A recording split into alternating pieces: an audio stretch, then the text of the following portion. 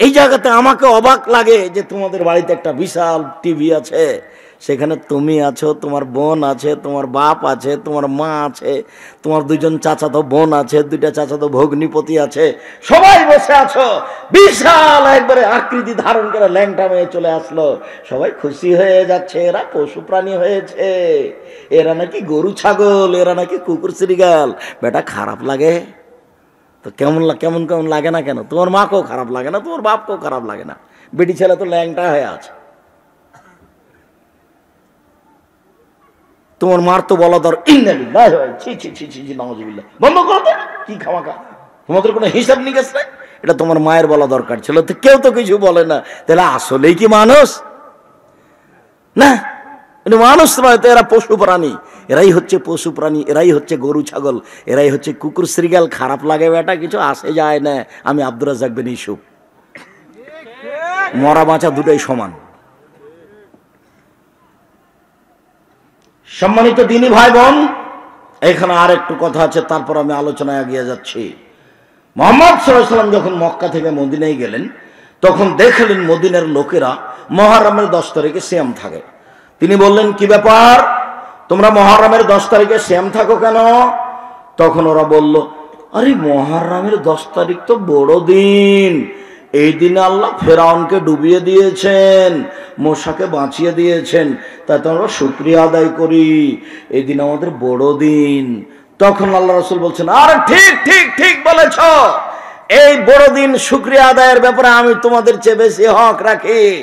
আমিও মুহররমের 10 তারিখে সিয়াম থাকবো, সঙ্গী সাথী তোমরাও মুহররমের 10 তারিখে সিয়াম থাকো। বলার সাথে সাথে সঙ্গী সাথী একবারে খেপে বলে, বলেন কি আপনি, আমরা মুহররমের 10 তারিখে সিয়াম থাকবো? মানে কেন থাকবো? আপনি দিন রাত বলছেন ইহুদি খ্রিস্টানদের বিরোধিতা করতে হবে। মুহররমের 10 তারিখ হচ্ছে ইহুদি খ্রিস্টানদের বড় দিন, আমরা কেন সেখানে সিয়াম থাকবো? জি না, আমরা মুহররমের 10 তারিখে সিয়াম থাকবো না, এটা হচ্ছে ওদের বড় দিন। তখন আল্লাহ রাসূল বলছেন, আচ্ছা আচ্ছা ঠিক আছে ঠিক আছে ঠিক আছে, লাইন বাকাইত সানাতাল কাবেলা, আমি যদি সামনে বছর বেঁচে থাকি তাহলে মুহররমের 9 তারিখও সিয়াম থাকবো। 9 তারিখ হবে বিরোধিতা, 10 তারিখ হবে শুকরিয়া। এই জন্য মুহররমের 2টা সিয়াম, 9 আর 10। বলেন তো 9 কেন? বিরোধিতা করার জন্য। 10 কেন? শুকরিয়ার জন্য। এ কথা মুহাম্মদ সাল্লাল্লাহু আলাইহি ওয়াসাল্লাম বলেন, হাদিস বুখারী মুসলিম। বলো তো তোমার কি বিরোধিতা? তোমার মোটর সাইকেলেও পতাকা আছে ব্রাজিলের সামনে। আসলেই কি তুমি মানুষ? আসলেই কি তুমি মুসলমান? দুঃখিত। সম্মানিত দিনী ভাই বোন, আন্তর্জাতিক ফুটবল সবচেয়ে বড় হারাম, সবচেয়ে বড় জুয়া, সবচেয়ে বড় ন্যাক্কারজনক নোংরা খেলা। হাজারো কোটি মেয়ে ন্যাংটা হয়ে আসছে, তার কোনো হিসাব নাই। মানুষ পশু প্রাণী হয়ে গেছে, এর গল্প যেখানে চলে সেখানে বসে থাকাও হারাম। সম্মানিত দিনী ভাই বোন, মহান আল্লাহ বলেন, ইয়া আইয়ুহান নাস কুলু মিম্মা ফিল আরদি হালালান তাইয়্যিবা, পৃথিবীর মানুষ, জমিনে যেসব শস্যাদি উৎপাদন হয় তার যেটা হালাল তোমরা খাও। এটা আল্লাহ সব পুরুষ নারীকে আমভাবে ঘোষণা দিলেন। এরপরে মুমিনদেরকে বলছেন, ইয়া আইয়ুহাল্লাযীনা আমানু কুলু মিম্মা ফিল আরদি হালালান কুলু মিন তাইয়্যিবাতি মা রাযাকনাকুম, পৃথিবীর মানুষ, আমি তোমাদেরকে যেটা পবিত্র রুজি দিয়েছি সেটা খাও। এটা আম মোমেন পুরুষ নারীকে বললেন।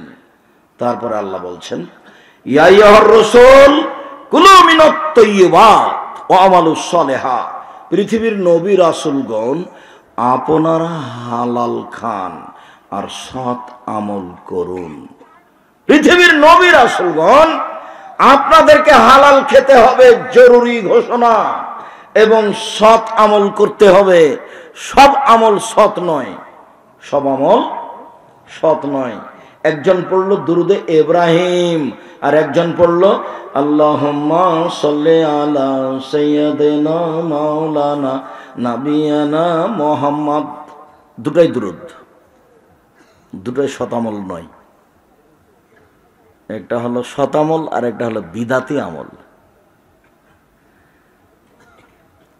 একটা লোক ভিক্ষুককে দিল 10 টাকা, আর একটা লোক মাজারে দিল 10 টাকা। দুটাই আমল, কিন্তু দুটাই শতামল নয়। একজন মানুষ 10:30টা 11টার সমাতে পড়লো 2 রাকাত সালাতুল আওয়াবিন, আর একটা মানুষ মাগরিবের পরে পড়লো 4 রাকাত সালাতুল আওয়াবিন। দুটা শতামল নয়, একটা হলো বেদাতি আমল আর একটা হলো শত আমল। পৃথিবীর মানুষ, সারা পৃথিবীর মানুষ তোমরা হালাল খাও। পৃথিবীর মুমিন পুরুষ নারী তোমরা হালাল খাও। পৃথিবীর নবীগণ, নবী রাসূলগণ আপনারা হালাল খান। এটা আল্লাহর আদেশ, কোরআন মাজিদের আয়াত। এবার চলেন, আবু হুরায়রা রাদিয়াল্লাহু তাআলা আনহু বলেন, রাসূল সাল্লাল্লাহু আলাইহি ওয়াসাল্লাম বলেছেন, ইন্নাল্লাহা তাইয়্যিব লা ইয়াকবালু ইল্লা তাইয়্যিবা। নিশ্চয় আল্লাহ নিজে পবিত্র, পবিত্র ছাড়া কবুল করেন না। হারাম খাদ্য কবুল করেন না। হারাম খাদ্য খেয়ে ইবাদত কবুল হয় না। হারাম টাকা দান করলে কবুল হয় না। আল্লাহ নিজে পবিত্র, পবিত্র ছাড়া কবুল করেন না। এই কথা বলার পরে সুমা জাকারা রাজা, এই ছেলে, ওই ছেলে যে উঠে হাঁটছে তো আপনার চোখে পড়লো না? ও হাঁটে কি করে? কিছুক্ষণ তো আমরা আছি। আমি তো আর আব্দুল্লাহ বিন ফজল নেই যে ভোর পর্যন্ত বক্তব্য দিব। এ তো বসেছেন, কয়েক মিনিট পরে দেখবেন বক্তব্য শেষ। তা আপনি আমাকে কাজ দেখাচ্ছেন কেন? আপনার কাজ তো আমি দেখি না, কোনোদিন আমি দেখতেও চাই না। আমি এটা পছন্দ করি না। পাশে একটা বাচ্চা ছেলে কথা আমার বুঝতে পারছে না, এই কথাই ঠিক, আপনি তাকে ঠেকিয়ে রাখেন।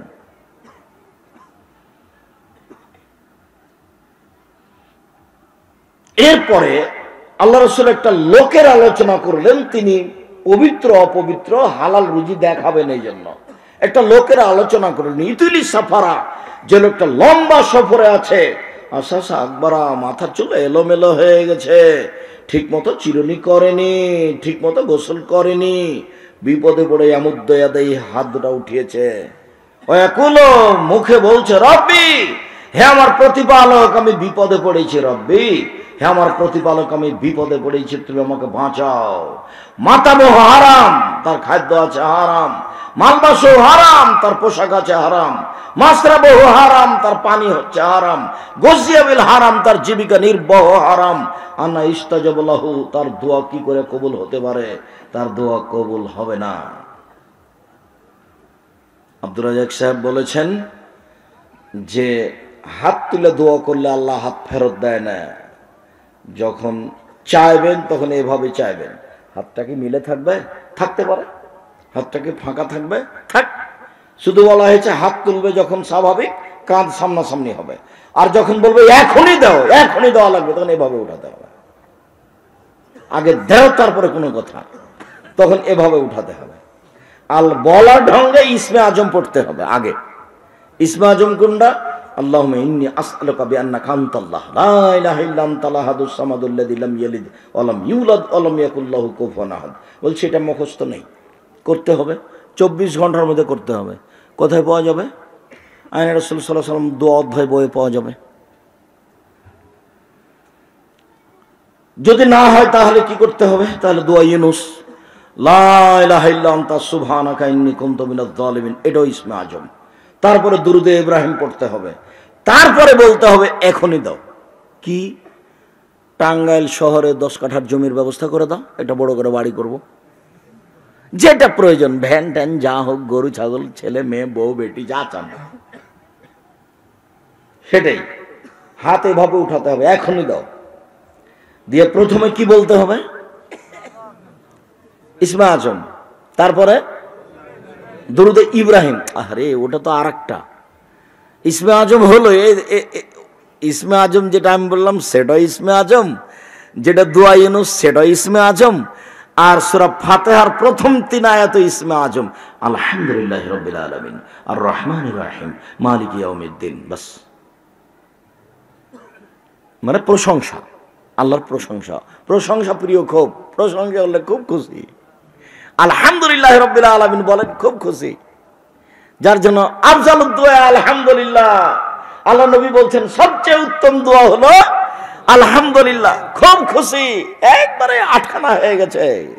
যার জন্য সবচেয়ে দামি জিকির সুবহানাল্লাহি ওয়া আলহামদুলিল্লাহি ওয়া লা ইলাহা ইল্লাল্লাহু আল্লাহু আকবার, যার কারণে সবচেয়ে ভারী আমল সুবহানাল্লাহি ওয়া বিহামদিহি সুবহানাল্লাহিল আযীম। এগুলোতে কি আছে বলেন তো? ওর প্রশংসা আছে, ওর প্রশংসা আছে। খুব খুশি, প্রশংসা করলে খুব খুশি। যার জন্য প্রশংসা দিয়ে কথা শুরু করতে হবে। তখনও বলবো হ্যাঁ কি চাচ্ছ বলো দেখি, এবার যা চাইবে তাই দিয়ে দেব। বুদ্ধি করেছ, প্রশংসা করেছ আমার, তারপরে দুরুদ পড়েছ। দুরুদ যদি না পড়ো তাহলে ও দোয়া উঠতে উঠতে এখানে থেমে যাবে, আর ওদিকে ঢুকতে পারবে না। কেন? দোয়া দুরুদ পড়েনি সেই জন্য ও ঠেকে গেছে, ও মধ্যেখানে ঠেঙ্গা থাকবে। দুরুদ না পড়লে ওটা উপরে যাবে না। ওটা মুহাম্মদ সাল্লাল্লাহু আলাইহি ওয়াসাল্লাম বলেন। তাহলে আগে কি করতে হবে? প্রশংসা, ইসমে আছো। তারপরে কি পড়তে হবে? দুরুদ। এবার পথ খুলেছে আমার, এবার পথ খুলেছে আমার, এখন আমার কথা উপরে যাবে। তারপরে যদি হারাম রুজি হয় তাহলে সব।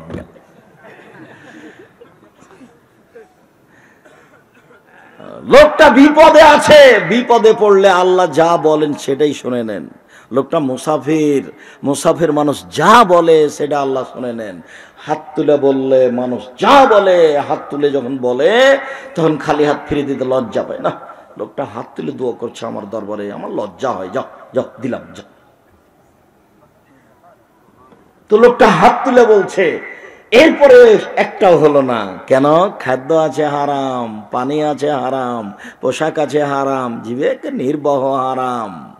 আমি শ্বশুরের কাছে টাকা যৌতুক নিয়ে বিবাহ করতে রাজি নই। আমি আব্দুর রাজ্জাক বিন ইউসুফ বলেছি, ভিক্ষা করার টাকা দিয়ে চাউল কিনে ভাত খেয়ে ইবাদত কবুল হবে, যৌতুকের টাকা দিয়ে চাউল কিনে ভাত খেয়ে ইবাদত কবুল হবে না। এই দেশে কোনো ব্যাংকিং ব্যবস্থায় চাকরি করে টাকা দিয়ে চাউল কিনে ভাত খেয়ে ইবাদত কবুল হবে না। এই দেশের কোনো এনজিওতে চাকরি করে টাকা দিয়ে চাউল কিনে ভাত খেয়ে ইবাদত কবুল হবে না। অজান্তে যেসব টাকা পয়সা উপার্জন করছেন, বুঝতে পারলেন এটা টাকা বৈধ না অবৈধ, সেই টাকা দিয়ে চাউল কিনে ভাত খেয়ে ইবাদত করে হাত তুলে দোয়া করলে কবুল হবে না। হাদিস বুখারী মুসলিম। আর তোমাদের টাঙ্গাইলের কোন এলাকার জনৈক বড় ডাক্তারের কথা তোমাকে আমি কত শোনালাম। খুব বড় ডাক্তার, মেধাবী ছেলে, লন্ডন থেকে পড়ে এসেছে, পিজি হাসপাতালের বড় ডাক্তার, 2.5 লক্ষ টাকা বেতন, 3 লাখ টাকা। বাড়িতে আসলো, বাবার বাড়ি, গাড়ি থেকে নামলো, পরনে প্যান্ট আছে, টাকনোর নিচে আছে, গলায় টাই আছে, দাড়ি চাঁচা আছে, হাতে সিগারেট আছে, এইভাবে গাড়ি থেকে নামলো। একটু পরে বৌমা গাড়ি থেকে নামলো, গায়ে হালকা হালকা কাপড় আছে। একটু পরে নাতনি গাড়ি থেকে নামলো, দেখা গেল গায়ে কাপড় নেই, দেখা গেল গাড়ির পিছন দিকে কুকুর আছে। টাকা সবই লস। এইবার প্রেসক্রিপশনে যা লিখেছে তা ওই কোম্পানি লিখেছে, যে কোম্পানি তাকে কি দেয়? টাকা দেয়। ও জানে যে এর চেয়ে ভালো ওষুধ আছে। বলেন কি এবার? শয়তান। সব টাকা হারাম, ব্যবসা বাণিজ্য হারাম, কর্মজীবন হারাম। স্বাভাবিক থেকেন, পয়সা উপার্জন করেন ব্যবসা করে। টাঙ্গাইলের জমি এখন দামি, গাজীপুরের জমি এখন দামি। জমি বিক্রি করে বড় ব্যবসা করব, কোটি কোটি টাকা ইনকাম করব, ঘুমের ঘরে টাকা ইনকাম করব, অসহায় মানুষের পাশে দাঁড়ানোর জন্য টাকা ইনকাম করব। মানুষকে উঠানোর জন্য নয়, নামানোর জন্য নয়। টাকা ইনকাম করব অসহায় মানুষের পাশে দাঁড়ানোর জন্য, ফকির মিসকিনের জন্য কোটি টাকা ইনকাম করব, ঘুমের ঘরে এ করব, টাকা ইনকাম করব। মুহাম্মদ সাল্লাল্লাহু আলাইহি ওয়াসাল্লাম বলছেন, পৃথিবীর মানুষ আত-তাজির আস-সাদিক আল-আমিন ইয়াকুনু ইয়াউমাল কিয়ামাহ মা শুহাদা ওয়া সিদ্দিকুন ওয়াল আম্বিয়া। সত্যবাদী বিশ্বস্ত ব্যবসায়ীরা বিচারের মাঠে নবীগণের সাথে থাকবেন। আর তিজারাত মাল কিযব ওয়াল হালাফ, ব্যবসা অনেক সময় মিথ্যে কথা চলে আসে, অনেক সময় কসম চলে আসে। শুভ হবি সাদকা, দান করে মিটিয়ে দাও। এটা আল্লাহ নবীর কথা, আমি নিজে বলিনি কোনো কথা। সম্মানিত দ্বীনি ভাই বোন, রাসূল সাল্লাল্লাহু আলাইহি ওয়াসাল্লাম বলেন এর ইবাদত কবুল হবে না। আবু হুরায়রা রাদিয়াল্লাহু তাআলা আনহু বলেন, রাসূল সাল্লাল্লাহু আলাইহি ওয়াসাল্লাম বলেছেন, ইয়াতি আলান নাস জামানুন লা ইয়ালিনা আসমা খাজা মিনহা মিনাল হালাল মিনাল হারাম।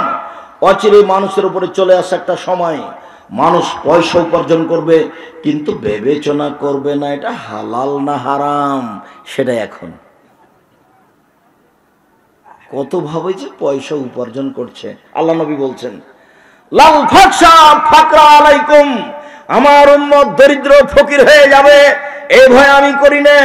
ওয়ালাইকুম আসসালামু আলাইকুম, আমার উম্মত পুরুষ নারী শুনে রেখো, আমি তোমাদের উপরে ভয় করে আশঙ্কা করি যে বসাতাত আলাইকুম দুনিয়া কামা বসাতাত মান কানা কাবলাকুম, পৃথিবী তোমাদের সামনে তুলে ধরা হবে প্রযুক্তি আর প্রযুক্তি, টাকা আর টাকা, দেখবা শুধু প্রযুক্তি আর প্রযুক্তি, টাকা আর টাকা।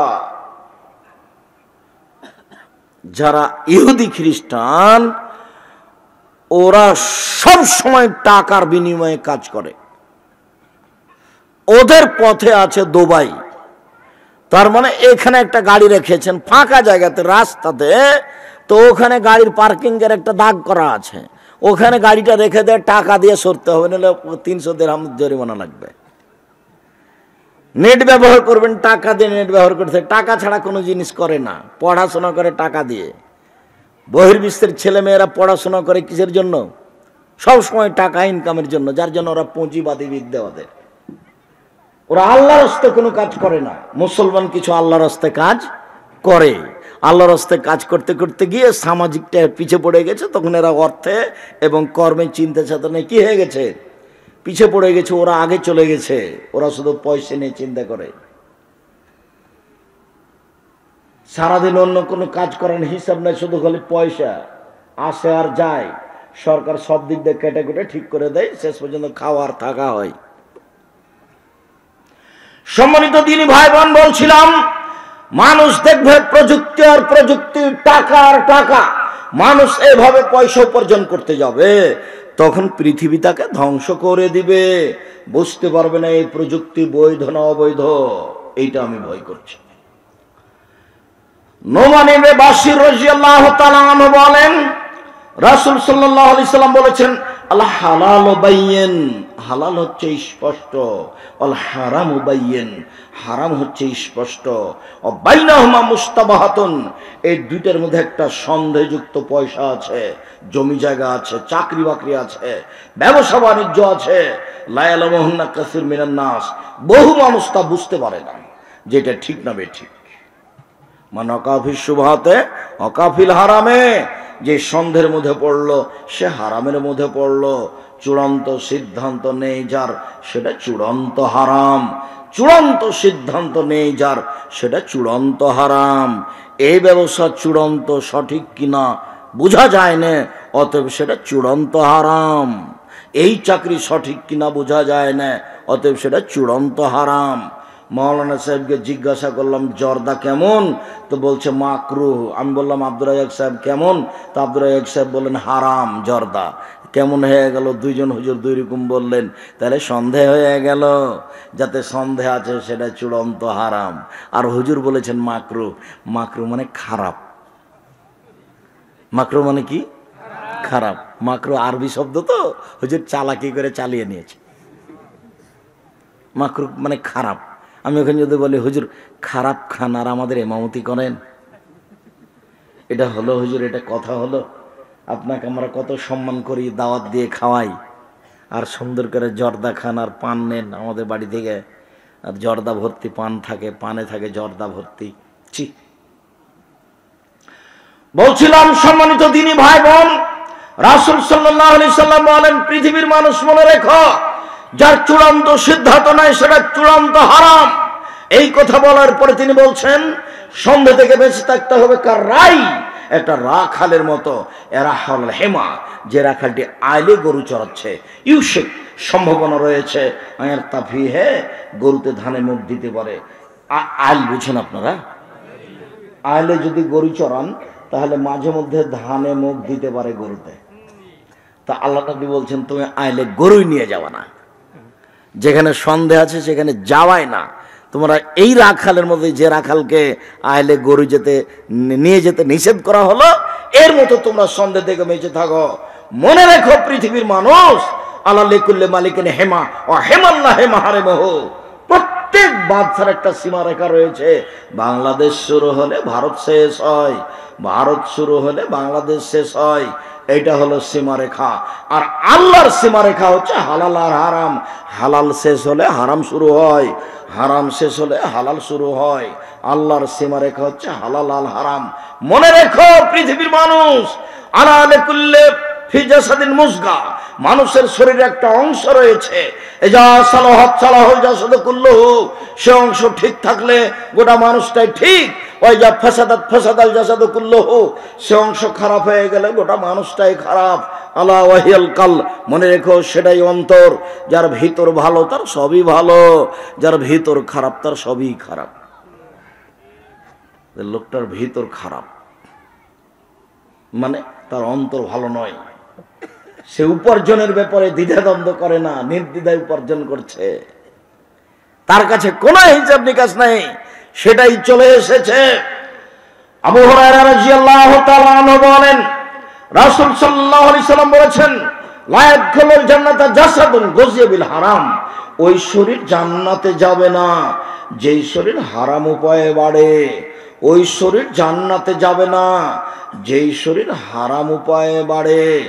জাবের রাদিয়াল্লাহু তাআলা আনহু বলেন, রাসূল সাল্লাল্লাহু আলাইহি ওয়াসাল্লাম বলেছেন, লা ইয়াদখুলুল জান্নাতা লাহমুন নাবাতা মিনাস সুহতে, ওই গোশত, ওই টুকরা, ওই মানুষ জান্নাতে যাবে না যেটা হারাম উপায়ে বৃদ্ধি হয়। কুল্লু লাহমিন নাবাতা মিনাস সুহতে কানাতে নারা আওলা বিহি, যারা হারাম উপায়ে বাড়ে তার জন্য জাহান্নাম যথেষ্ট। যারা হারাম খাদ্য খায় তাদের জন্য জাহান্নাম যথেষ্ট। যারা হারাম খাদ্য খায় তাদের ইবাদত কবুল হবে না, তাদের দোয়া প্রার্থনা কবুল হবে না। তারা নিজেরাই হারাম খাওয়া অবস্থায় দিন কাটাচ্ছে, মরলেই জাহান্নাম। হারামের দুনিয়াতে সবচেয়ে বড় দিক সুদ। হারামের সবচেয়ে বড় দিক হলো সুদ। সুদ এমন ভাবে মানুষকে ঘেরে রেখেছে যে রাস্তাটা বানানো আছে সুদের টাকা দিয়ে, কাপড়টা তৈরি হয়েছে সুদের টাকা দিয়ে। তো একজন বলছে সুদ খাবো না, তো বলছে রাস্তাতে হাঁটবেন না। এখন একটা হলো নিরুপায়, আর একটা হলো সাদ করে ব্যাংকে চাকরি করি, আর আমি টাকা রেখেছি, তো টাকা রাখাটা নিরুপায়, আর চাকরি করাটা সাদ করে। এমন ভাবে সুদ মানুষকে ঘেরে ধরবে, চতুর্দিক থেকে ঘেরে ধরবে। আল্লাহ নবী যে বললেন যে আগুনের উপরে থাকা যেমন অসম্ভব, ঈমানের উপরে থাকা তেমন অসম্ভব। তো আমরা তো কিছু বুঝতে পারি না, কই কোনো অসুবিধা বুঝতে পারি কি? মনে হচ্ছে খুব ভালো আছে। যখন বলা হবে যে তোমার মোবাইল বিকাশ মাধ্যম, বিকাশ তো হারাম, তোমার মোবাইল লেনদেন সব হারাম, তখন তুমি বুঝতে পারবে ঠিকই তো অসুবিধা আছে। আর তুমি তো মোবাইলে ল্যাংটা মেয়ে দেখছো, চক্ষু ঠান্ডা করছো, এটা কলিজা ঠান্ডা করছো। ল্যাংটা মেয়ে দেখে জান্নাতের মেয়ে পড়ে আছে, জান্নাতের মেয়ে ভোগ করার টাপ ব্যাপার। এইভাবে রং মাখানো ল্যাংটা মেয়ে দেখে চক্ষু ঠান্ডা করে, কলিজা ঠান্ডা করে, জানটা সহজ করে জান্নাতের মেয়ের হিসাব করা। জান্নাতের মেয়ের ব্যাপারে আল্লাহ তাআলা চ্যালেঞ্জ করেছেন, লাম ইয়াতমিসহুন্না ইনসুন কাবলাহুম ওয়ালা জান, পৃথিবীর কোন মানুষ কোন জিন তাদের স্পর্শ করেনি। ওরা জান্নাতের মেয়ে, ওরা এমন নারী, ওরা এত উত্তম উন্নত মানের নারী, তাদেরকে দেখলে মনে হবে দুকান মুক্তা। হজবতের নারবি শাহওয়াত, হজবতের জান্নাত বিল মাকারিহ, মনের ইচ্ছা দ্বারা জাহান্নাম ঘেরা আছে। নিয়ম নীতি কষ্ট ক্লেশ ত্যাগ তিতিক্ষা দিয়ে জান্নাত ঘেরা আছে। জান্নাত পাওয়া টাফ ব্যাপার, জাহান্নাম পাওয়া সহজ। মন মতো চললেই জাহান্নাম পাওয়া যায়। টাকনো নিচে প্যান্ট পরে যারা, মন মতো চলে তারা। দাড়ি চাঁচে যারা, মন মতো চলে তারা।